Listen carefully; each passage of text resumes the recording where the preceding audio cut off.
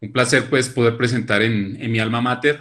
Esperamos pues algo que es nuevo, genere inquietud en todos ustedes y estamos atentos al final de la conferencia para atender todas las preguntas. Estas son mis filiaciones. El Hospital de la Policía, cuando quieran venir a visitarnos acá en Bogotá, las puertas están abiertas. Vamos a hablar de dos técnicas adyuvantes en la reconstrucción de pared abdominal compleja, que es el uso de la toxina botulínica aguda, el uso de la toxina botulínica tipo A y el neumoperitoneo progresivo preoperatorio. Manifiesto no tener conflictos de interés para esta presentación y cuando se enfrenta uno a la reconstrucción de una pared abdominal compleja, pues debe hacer una preparación de su paciente. El paciente siempre es valorado por la clínica de pared previamente. Se verifica la suspensión del tabaquismo mínimo 4 semanas antes. Si podemos y tenemos la opción de tomar cotininas en orina, esta es una forma de verificarlo. El paciente se debe optimizar desde el punto de vista nutricional. Debemos garantizar que llegue con una hemoglobina glicosilada menor de 6,5.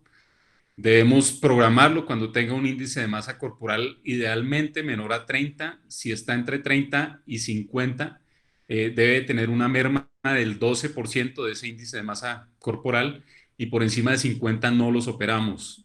El paciente debe ir a valoración por el departamento de fisiatría, donde se instaura un programa de prehabilitación del paciente. Debe ir siempre con una espirometría para valorar el estado basal respiratorio de ese paciente y mirar qué intervenciones debemos implantar. Se deben erradicar los focos sépticos, debe ir a valoración por salud oral y en los que hay algún antecedente de retención urinaria, pacientes mayores, prostáticos, ir con un urocultivo negativo, pacientes que tienen por alguna razón anticoagulantes orales, debemos hacer el switch a heparina de bajo peso molecular. Siempre se hospitaliza el paciente para una valoración preanestésica previa, optimizarlo y en pacientes de muy alto riesgo, una opción válida, considerar no operar. Entonces, cuando nos enfrentamos a casos como el de Ángel Porfirio, el de Shirley, el de Manuel, el de Carlos, el de Doña Verónica, sí, Doña Mariela, de Gloria, ¿sí? De Isabel, y esta es una paciente del doctor Víctor Hugo, que no recuerdo cómo se llama. Uno siempre quisiera tener como algo de ayuda para poder hacer el cierre y la restitución de esa pared abdominal y devolverle la funcionalidad. Una vez que hemos valorado a nuestro paciente y hemos preparado el paciente, hay una preparación para la pared. Debe siempre tomarse un tag inicial, revisar el estado de la pared, que no tenga fístulas, no tenga sinus, y eso tiene, tomar cultivos, hacer antibiótico-terapia dirigida. Hay que hacer una prehabilitación, de eso se encarga fisiatría, para fortalecer la musculatura del core corporal. Y esto que es lo que nos ocupa, el uso de la toxina botulínica y el neumoperitoneo preoperatorio. Todos estos pacientes van a terapia respiratoria, incentivo preoperatorio, y justo antes de la cirugía tomamos un TAC nuevamente.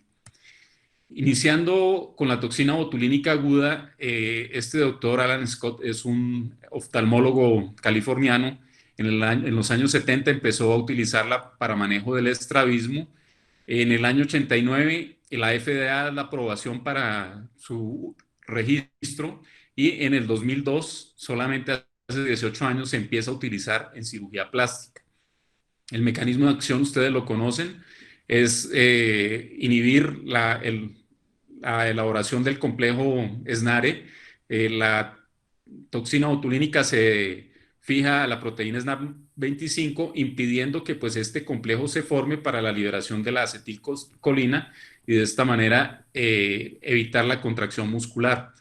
Tiene unas indicaciones aprobadas la toxina botulínica, que es para la parálisis espástica, para el estrabismo, oftalmoplejía, blefaroespasmo. En gastro se utiliza para las fisuras anales y la acalasia. En cosmética para el manejo de la hiperhidrosis, para contracturas miofaciales, tortícolis, dolores neuropáticos, Parkinson, pero pues no hay un uso establecido en pared abdominal.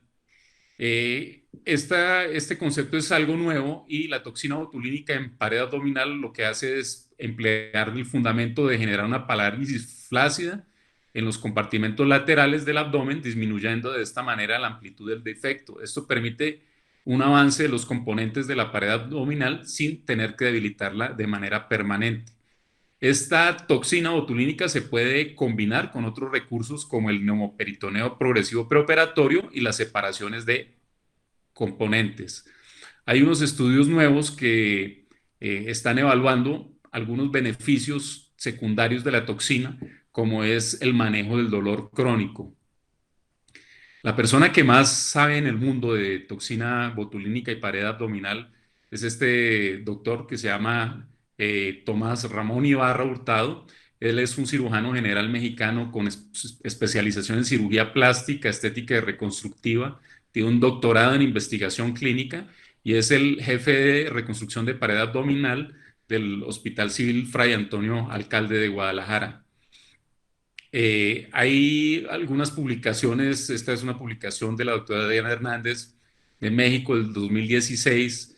Este es un grupo danés del doctor Jorgensen, es una publicación del 2019, ¿sí? Ellos con 37 pacientes demuestran que pues, la aplicación de la toxina botulínica tipo A es una medida segura que no genera eventos adversos, ¿sí? Y que se requieren de algunos o sugieren algunos estudios para mostrar su eficacia. Esta publicación, que es de un journal de anestesia, ¿sí? Ponen la toxina solamente 2 semanas, demuestran que el cierre es exitoso con defectos de más de 12 centímetros y que no tienen complicaciones. Esta publicación es muy reciente, es de abril del 2020, de un cirujano español, el doctor Bueno Lledo, donde la emplean en defectos entre 11 y 17 centímetros, ¿sí? Con resultados satisfactorios. En Colombia disponemos de algunas marcas. En el Hospital de la Policía hemos usado Botox, ¿sí? Hemos usado ocasionalmente esta marca y Xiomin. Con esta Neuronox no tenemos experiencia y hay otras marcas nuevas que han salido, chinas, coreanas, ¿sí? Pero hay que estar siempre muy, muy alerta de las publicaciones que genera el INVIMA, de alertas sanitarias, porque hay toxinas de dudosa procedencia que no tienen el efecto esperado. Entonces, si vamos a emplear algo, empleemos algo conocido, algo que pues tenga resultados clínicos y tenga resultados satisfactorios en la reconstrucción de pared abdominal. ¿Cómo se usa la toxina botulínica? Hay que verificar siempre que la cadena de frío esté certificada. Cuando la manda directamente al laboratorio, pues el seguimiento es muy juicioso. La toxina viene empacada al vacío. La ampolla tiene una succión muy fuerte. Hay que manejar y manipular la ampolla de manera cuidadosa. Siempre utilizamos estos cojinetes de frío cuando estamos haciendo la infiltración. Esta toxina viene con este kit de dilución que trae 5 centímetros de solución salina. La dilución debe hacerse de manera controlada. Cuando se pasa la aguja, siempre hay que pasarla contra la pared y controlar la succión que hace el émbolo, porque es fuerte.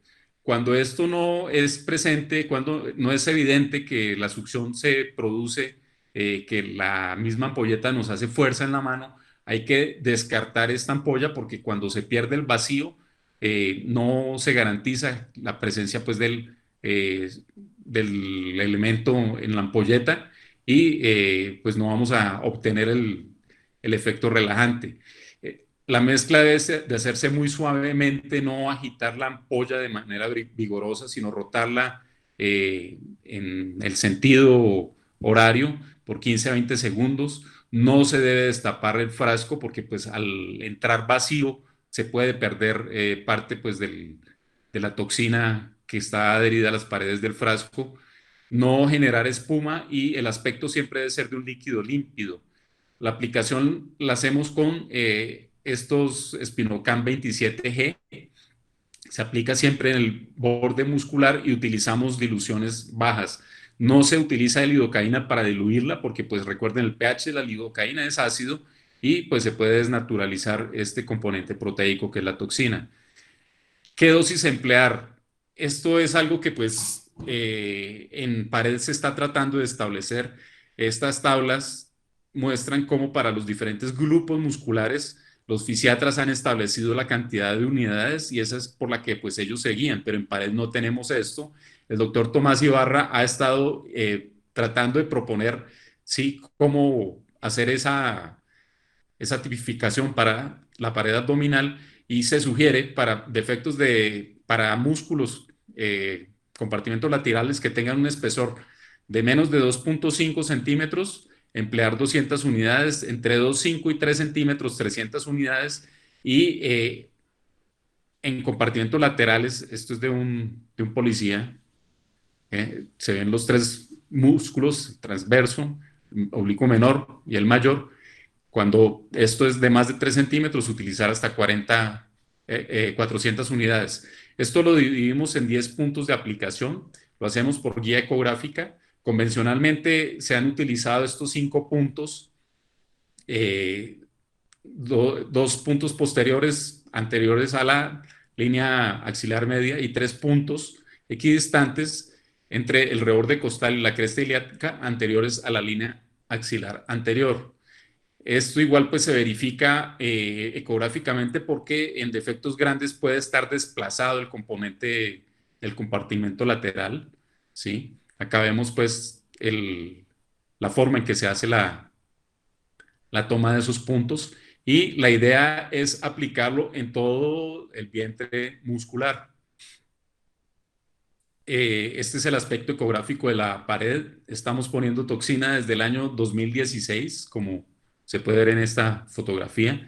La distribución de los puntos, sí, la espina ilíaca, el reborde de la espina del alerón ilíaco, reborde costal, 3 puntos anteriores, 2 puntos posteriores, y se hace guiado, se ven las 3 capas musculares, el oblicuo mayor, el menor y el transverso. Llegamos hasta el transverso y vemos cómo se va generando este charquito, ¿sí? Menos ecogénico, que es la traducción del líquido, ¿sí? En el trayecto por el que ha pasado la aguja. Se sugiere hacerlo bajo guía ecográfica. Esta es una tabla del doctor Manuel Rodríguez, es un español, donde nos muestra que al hacerlo a mano alzada o por guía electromiográfica, sí, no es igual de eficiente al hacerlo por guía ecográfica. No es que pase nada si se deja de pronto la toxina en el peritoneo o a nivel subcutáneo, sino que pues si no queda en el músculo, no va a hacer la relajación que necesitamos y se pierde el medicamento y pues es un medicamento que es costoso. Siempre antes de la aplicación de la toxina y después de la aplicación debemos tomar estas medidas: la amplitud del defecto, el diámetro de la cavidad, el espesor máximo de la pared, la longitud máxima de la pared y la distancia de la pared a la piel. El efecto empieza a notarse desde el 10.º día y el pico máximo lo tenemos entre 4 y 6 semanas. El efecto promedio dura 6 meses dependiendo de la toxina que empleemos.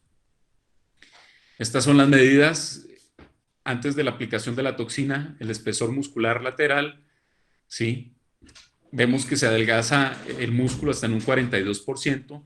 La elongación, ¿sí? Antes de la toxina, después de la toxina, hasta 51% podemos obtener de elongación de los grupos musculares laterales. El diámetro de la cavidad se aumenta en promedio un 18 a un 20% en reposo y en la maniobra de Valsalva esto puede aumentar hasta un 42%. La amplitud del defecto, ¿sí? Antes de la aplicación de la toxina, ¿sí? Después de la aplicación de la toxina se reduce en promedio en un 32%. Este es un estudio electromiográfico que muestra la actividad basal antes de la aplicación de la toxina y después de la aplicación de la toxina, cero actividad eléctrica. Eso nos confirma pues el efecto de la toxina. Este caso es de un paciente al que se le puso toxina botulínica. Por la amplitud del gap pensábamos podía terminar con una disección posterior, una técnica de liberación del transverso, ¿sí? Esta es la tomografía de ese paciente. Esto es el día de la cirugía, 35 días después de la aplicación de la toxina botulínica.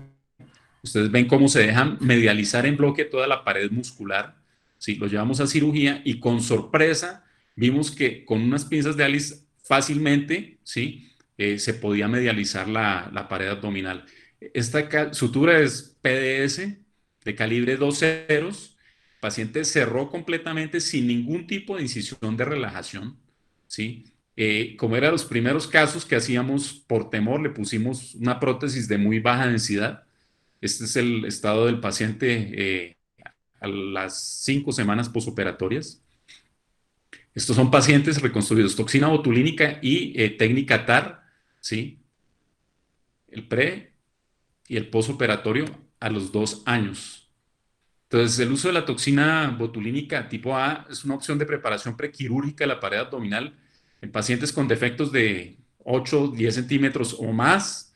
Es un procedimiento que tiene baja morbilidad, produce una parálisis flácida que es reversible, disminuye el defecto, disminuye el tamaño del defecto y el espesor muscular, elonga los músculos, aumentando el perímetro de la cavidad abdominal, facilita la restitución de la línea media y en muchos casos, como en los que hemos mostrado, evita disecciones extensas o separaciones de componentes.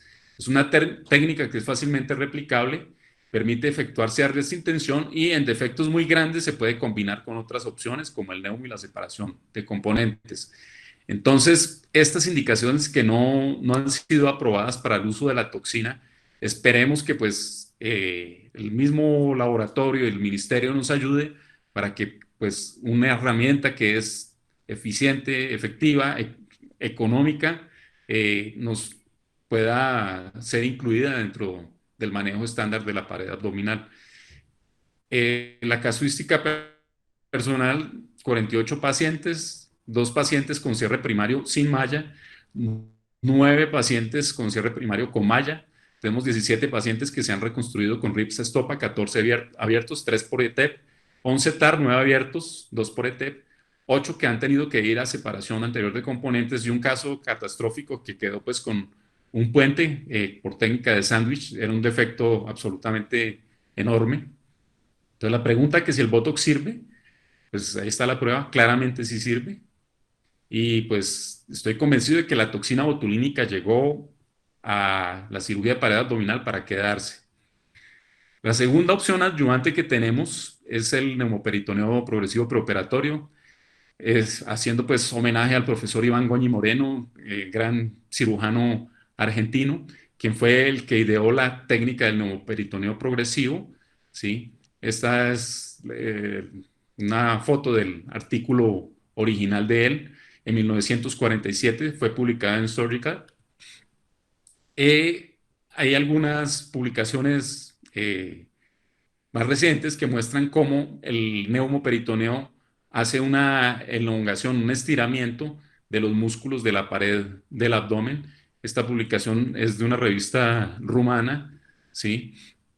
Y esta publicación es de la revista de la Soja, donde utilizan el neumoperitoneo para entraciones gigantes. ¿Cómo funciona el neumoperitoneo? El neumoperitoneo estabiliza, regulariza la forma del diafragma y la función del mismo, produce un aumento gradual de la presión intraabdominal que hace que pues, sea más fisiológica. Elonga los músculos de la pared abdominal, aumentando la capacitancia de la cavidad abdominal, genera una lisis neumática de las adherencias más laxas de la cavidad, facilitando la disección de las mismas en el transoperatorio, mejora la circulación portosistémica y reduce el edema crónico de los mesos y de las asas, disminuyendo el volumen visceral. Esta publicación de Soja también es del doctor Rappaport y del doctor Jaime Carrasco, donde muestran el mecanismo de acción de la reducción del volumen visceral y la explicación fisiopatológica de los beneficios del neumoperitoneo progresivo. ¿Sí? Acá vemos antes de la aplicación del neumo, posterior a la aplicación del neumo, la elongación pues, de los grupos musculares. ¿Cómo se hace? Entonces, el paciente se valora por clínica de pared, preoperatoriamente, se evalúa el estado general del paciente, se obtiene el consentimiento informado. Siempre llevamos los pacientes en ayunos, lo hacemos en salas de cirugía, ¿sí? Hay grupos que lo hacen en consultorio, nosotros siempre lo hacemos en quirófano, se hace bajo anestesia local, se hace una punción en el punto de Palmer como si fuéramos a abordar la cavidad para cualquier neumoperitoneo, para una cirugía laparoscópica Y cuando solamente sospechamos que hay un abdomen hostil por los antecedentes, podemos recurrir a la guía ecográfica o a la guía tomográfica, pero esto no lo hacemos de rutina. Utilizamos un catéter venoso central común y corriente y lidocaína. Este paciente pues está, Ángel Porfirio, está despierto, ¿sí? Hospital Central de la Policía.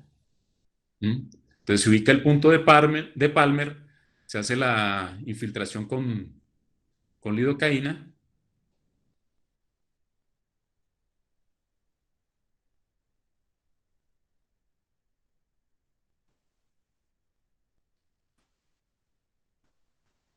¿sí? Entonces se bloquea pues el sitio donde vamos a hacer la inserción de la aguja de Veres y posteriormente con una aguja de Veres común y corriente, ¿sí?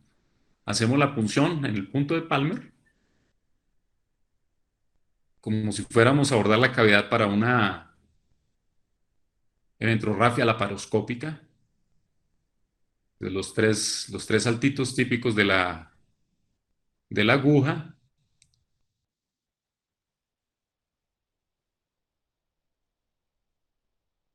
la prueba de que estamos en la cavidad, ¿sí?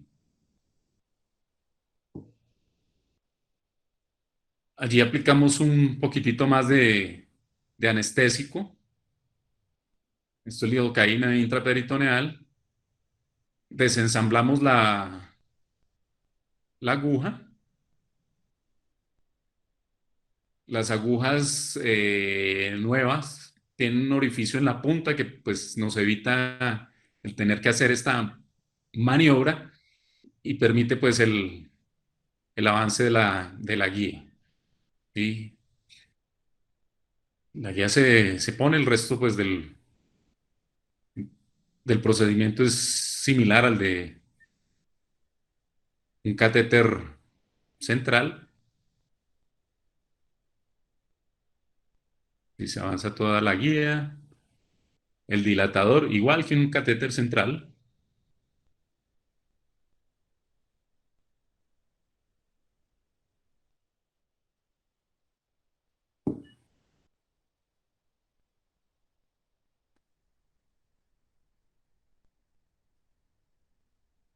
Entonces, lo que se hace allí inicialmente, ¿sí? Es insuflar 300, 500 centímetros cúbicos de aire cuando tenemos ya el catéter en posición. Lo siguiente es pues retirar la guía y fijar el catéter común y corriente. Tomamos una placa para ver pues el signo de alas de gaviota, ver el neumo debajo de los diafragmas, ¿sí? Y tomamos una placa de abdomen por seguridad.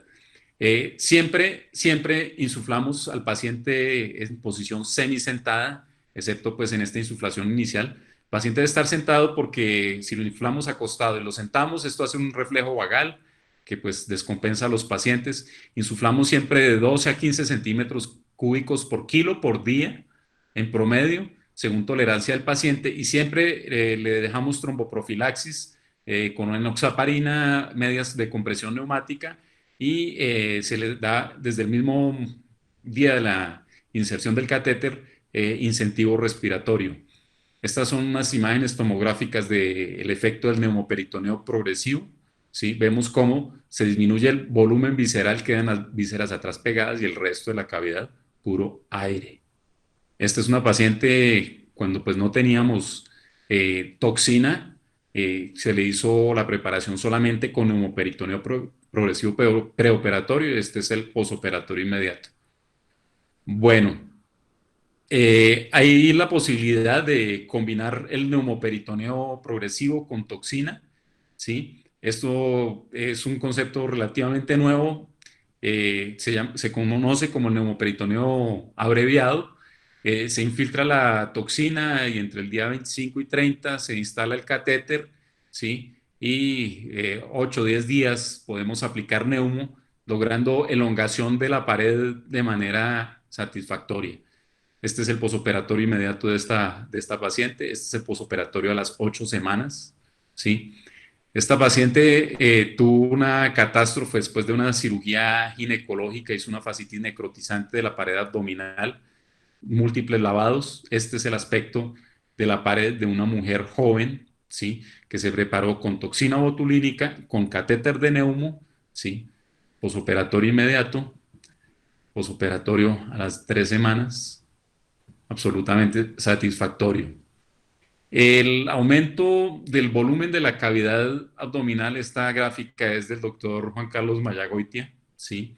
Eh, con separaciones de componentes lo podemos conseguir incrementar hasta en un 6% solamente.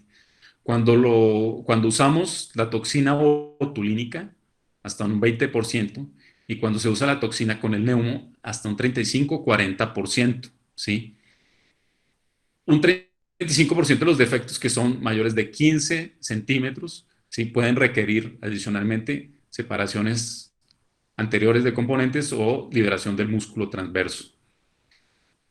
Como puntos clave y resumiendo, estudie siempre, conozca y entienda a su paciente, prepare al paciente y prepare la pared.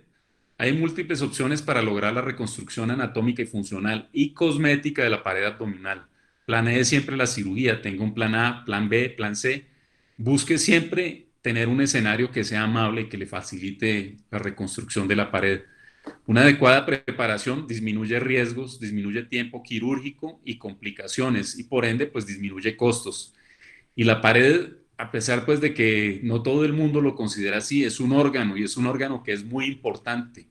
¿Sí? No es solamente el forro de lo que contiene el páncreas, el colon, sino es un órgano. Tiene funciones de órgano y se comporta como órgano. Entonces debemos manejarlo como tal. No improvise porque el costo siempre puede ser muy alto. Cuando uno improvisa en la reconstrucción de pared abdominal, le pasa esto, para llorar, ¿sí o no? Bueno, ¿existe algo mejor que un cirujano? Dos cirujanos. Muchísimas gracias y quedo atento a las preguntas. Doctor González, muchísimas gracias por su presentación. Aprendimos lo global y además su experiencia y eso es muy útil para nosotros. Entonces los invitamos a que nos regalen sus preguntas en el chat para irlas respondiendo. Comenzamos, doctor González, con una pregunta del doctor Iván Martín. Pregunta si se puede emplear neumoperitona en pacientes con mallas previas en la pared. Hola Iván. Sí es factible de usar el neumoperitoneo teniendo mallas previas. Obviamente, pues siempre tiene que ir uno armado de una tomografía, estudiar la tomografía, revisar cuál es el posible sitio más seguro de inserción del catéter.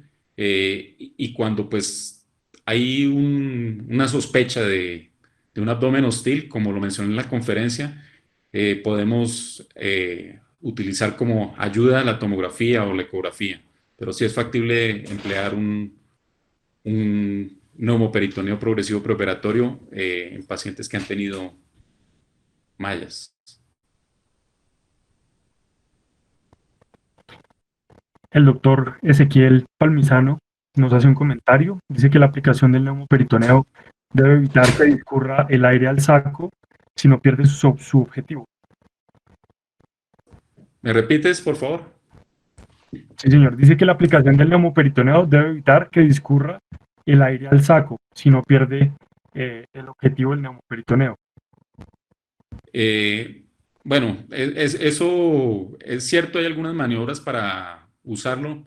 He visto algunos colegas que ponen un plato y una faja, ¿sí? Pero hay un mecanismo de protección natural, ¿sí? Que evita de pronto que se elongue de todo el saco. Ustedes han visto la consistencia de un saco es fibrótico, un saco es firme, ¿sí? Un saco es más rígido que lo que es un músculo. Entonces, primero se elonga siempre el músculo que el saco.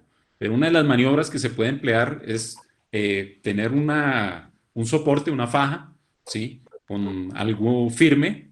Como les dije, algunos emplean un plato, otros una tabla, para evitar la elongación mayor del saco. No sé si a eso se refería Ezequiel. El doctor Mauricio Zuluaga lo felicita por su charla y le pregunta que si ha tenido punciones accidentales por la punción del neumoperitoneo. Sí, alguna vez tuve una punción del colon. Asumo yo, pues ese paciente tuvo en algún momento algún proceso inflamatorio, de pronto una diverticulitis que lo fijó en el sitio de la punción, ¿sí? Pero pues eso lo detectamos al segundo día de estarlo insuflando, lo refirió el mismo paciente, se tomó se hizo inyección de medio de contraste por el catéter, esperando a ver qué encontrábamos y obtuvimos un colon por enema. El catéter se retiró, se dejó el paciente hospitalizado, se le puso antibiótico y reubicamos el paciente, el catéter en el lado contralateral, ya bajo guía ecográfica, e igual se pudo intervenir el paciente sin contaminación de la cavidad, sin problema. Pero sí puede uno tener punciones accidentales. En un hospital de Bogotá, de unos amigos del doctor Zuluaga, ponían de rutina los catéteres guiados por ecografía o por TAC y tuvieron más complicaciones de punciones de los mesos, de punciones viscerales, paradójicamente guiados por imágenes que haciéndolo como lo hacemos de manera estándar en el quirófano.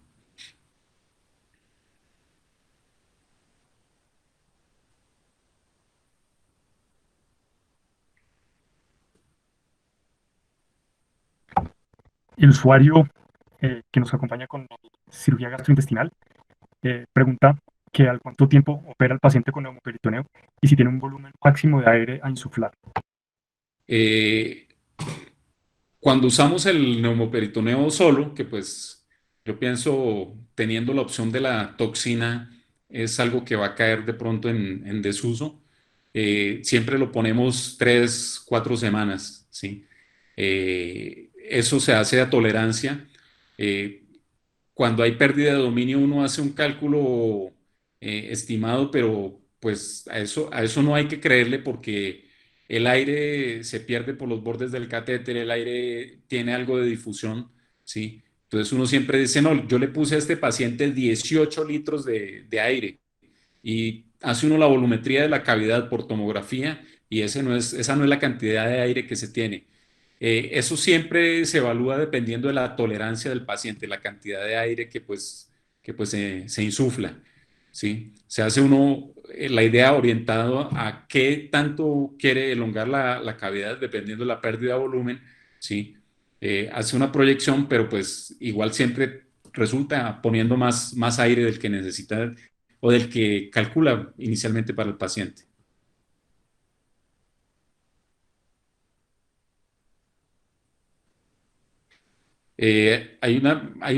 Bueno, hay varias El preguntas. doctor Ezequiel Panizano, Ayúdame.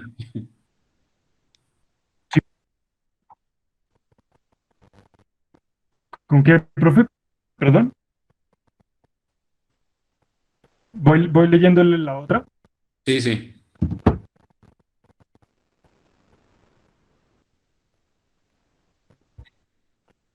El doctor Ezequiel Palmisano le pregunta cuál prefiere y en qué condiciones, si toxina botulínica más NPP o NPPA. Prefiero siempre la toxina botulínica, ¿sí? Y el neumo progresivo preoperatorio, ¿sí? Cuando uno infiltra la toxina y después pone el neumo, lo que evidencia es que la tolerancia al neumo es mucho más amable que cuando no se utiliza con toxina botulínica. Eh, ¿Cómo evaluar si hay punción intestinal? Creo que en ese momento se nos fue el audio, doctor. Si sospecha uno una punción intestinal y ya pues tiene un neumo creado, se pierde de pronto la ayuda o el valor de las ayudas radiológicas. Pienso ya lo correcto sería pensar en hacer una inspección visual de la cavidad, meter un trocar y un laparoscopio y verificar pues si hay o no algún hallazgo que sugiera una punción intestinal. Pregunta que si espera después, que cuánto espera después del neumoperitoneo y de la aplicación de la toxina botulínica.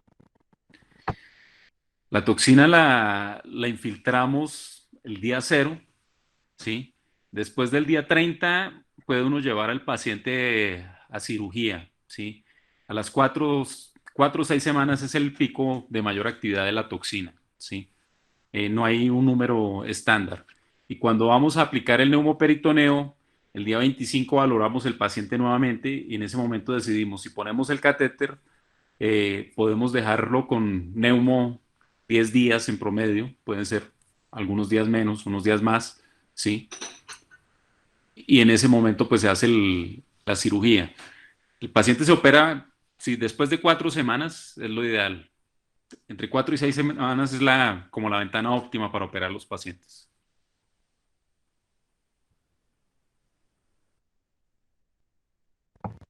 El doctor, muchas gracias.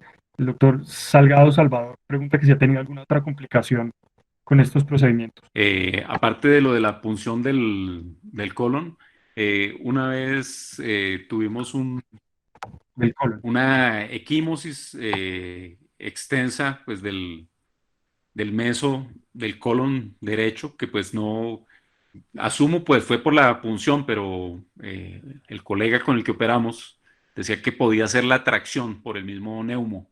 Sí, pero esas son las dos complicaciones que he tenido.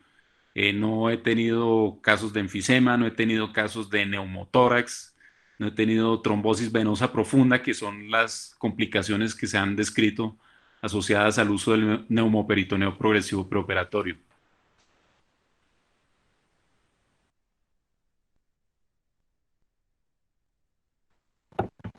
Gracias, doctor. El doctor William Romo hace una pregunta sobre el tiempo de la cirugía después del botox hospitalizado o lo manda a casa con el catéter. No, los primeros pacientes los hacíamos con manejo intrahospitalario y hemos ido pues ganando como confianza en eso y la mayor parte de los pacientes con neumo los mandamos para casa. El hospital tiene un grupo de atención domiciliaria, el grupo de OCAS, que pues nos ayuda bastante cuando tenemos paciente que requiere infiltración.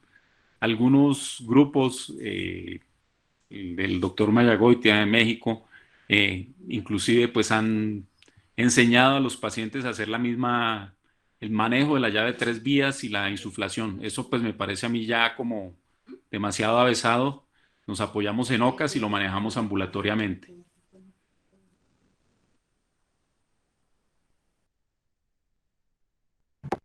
Bien.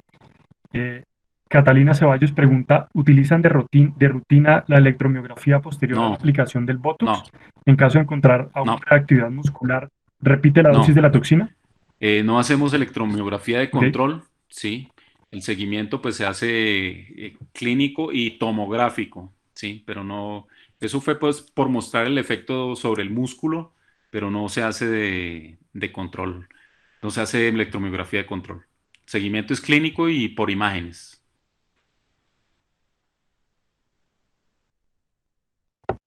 listo, doctor. Doctor Ezequiel Palmisano nos hace otro comentario. Dice que hay que destacar que la dosis de la toxina botulínica sigue siendo paciente dependiente, más allá del espesor de los músculos, del ancho de los músculos. Dice que es un trabajo artesanal. Tranquilo. Como les decía, esta es una Lo herramienta estábamos nueva, escuchando. ¿sí? Es algo de lo que estamos aprendiendo y sí estoy de acuerdo con que puede existir eh, respuesta de la dosis dependiente del paciente.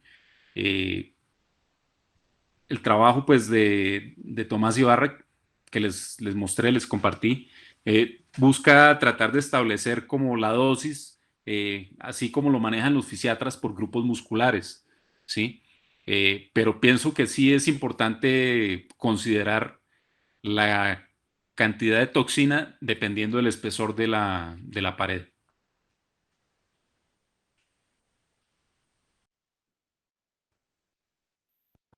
De acuerdo. El doctor Ricardo Reynoso lo felicita y le pregunta que si usted conoce la toxina dituroxal.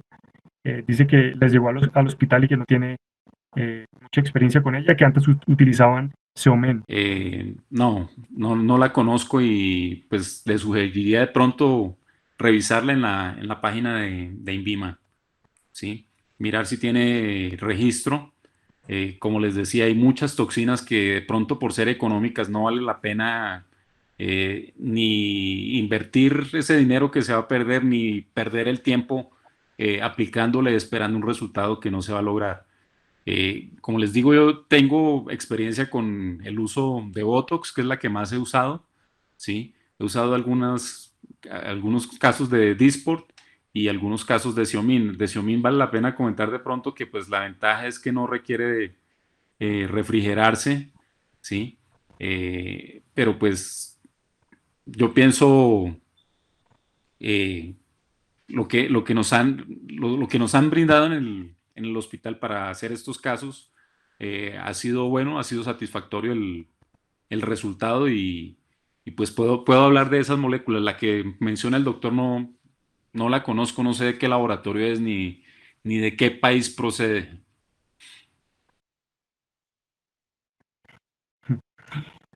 Doctor, la doctora Joana Ramírez le pregunta, ¿usted cuál cree que es el número de procedimientos para tener una curva de aprendizaje tanto para el neumoperitoneo como para la aplicación de la toxina botulínica?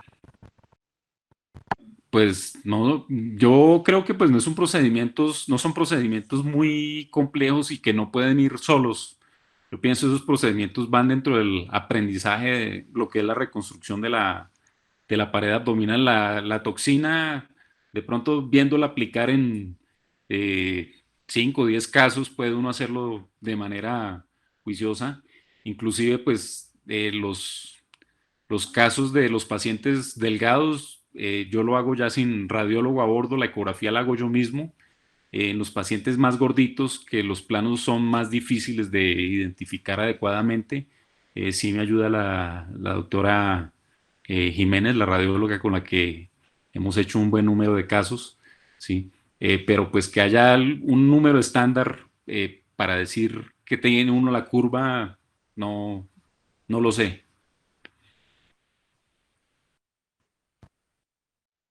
El doctor Ezequiel Palmisano le hacía otra pregunta con respecto a lo que acaba de mencionar, si utiliza imágenes o hace a mano alzada el neumo.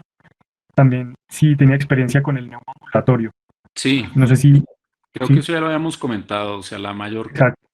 la mayor, la mayoría de los catéteres de neumo que he puesto, los he puesto en quirófano, igual a como se vio en el video, igualito, ¿sí? Cuando de pronto es un caso complejo por los antecedentes del paciente, que ha tenido mallas previas, que ha tenido múltiples intentos de reconstrucción de la pared, eh, lo hacemos guiado por eco o por tomografía, abajo en la sala de radiología.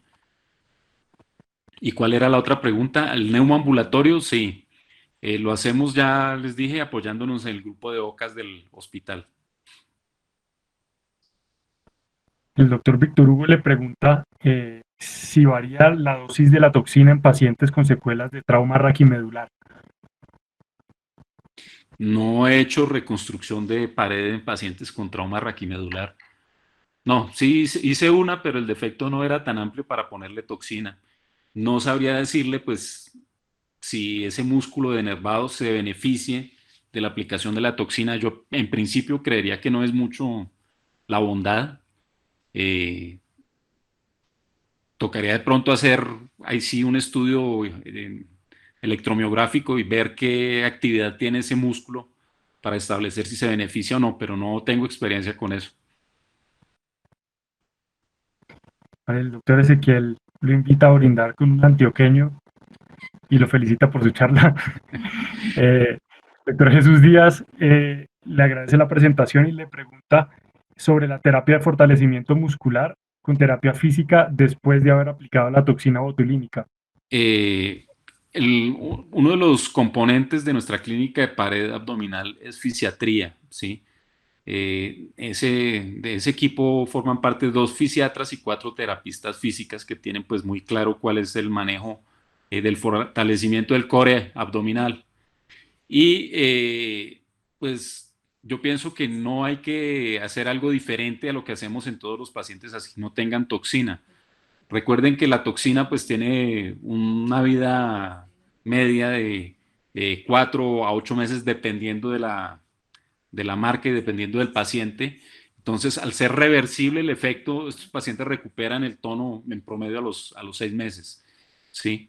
Igual la terapia de fortalecimiento de la prehabilitación antes de la cirugía y después de la cirugía, ¿sí? Es igual, se pone o no se pone la toxina.